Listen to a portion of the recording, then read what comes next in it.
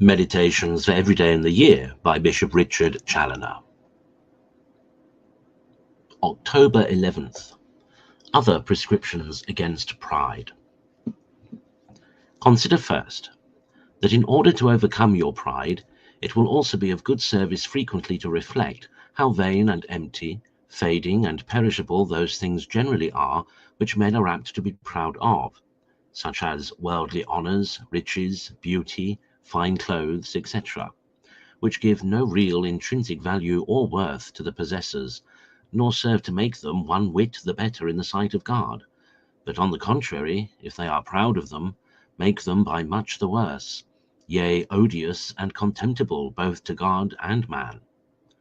For everyone hates and despises himself, and such as proudly seek to exalt themselves are generally humbled both by God and man.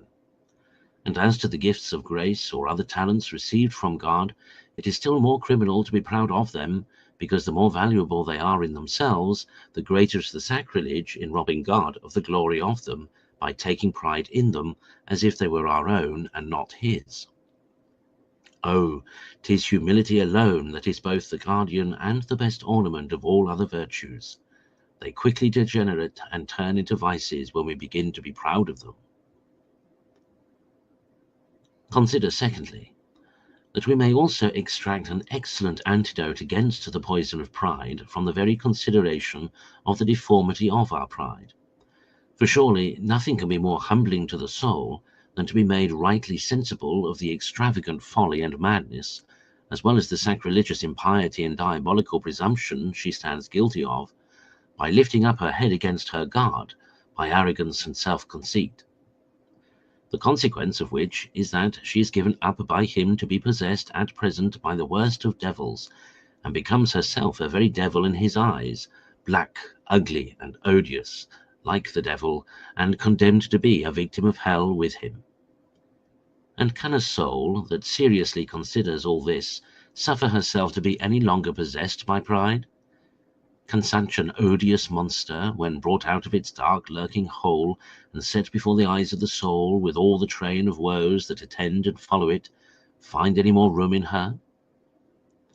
Oh, 'tis most true with regard to mortal sin in general, and to pride in particular, that the deformity and malignity of the guilt of it in the soul, and the eternal punishment of it hereafter, are most humbling considerations. For surely a soul that is turned away from God by mortal sin, and a soul that is eternally banished from him, and given up to the worm that never dies, and to the fire that is never extinguished in the dungeons of hell, can neither of them have anything to be proud of? Mortal sin and hell, those two most dreadful of all evils, leave no room for pride. Consider thirdly, who it is that is the king over all the children of pride. Whose standard do they all join in opposition to the God that made heaven and earth? Alas, they all join with Satan, their mortal enemy. They follow him against their God, their Maker, their Redeemer, and their sovereign good. And what expectations can they have for following him for their king, who is already himself condemned to hell?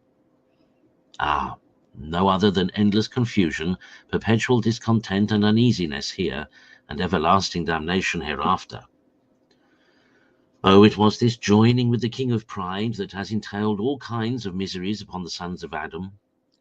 To remedy these, the Son of God came down from heaven by the mystery of his incarnation, and humbled himself even to the death of the cross, to oppose the standard of his humanity to the standard of the devil. He calls all men to join his royal standard by learning of him to be meek and humble of heart, promising to rescue them that follow him from the tyranny and slavery of the wicked one, to give peace and rest to their souls here and eternal joys hereafter.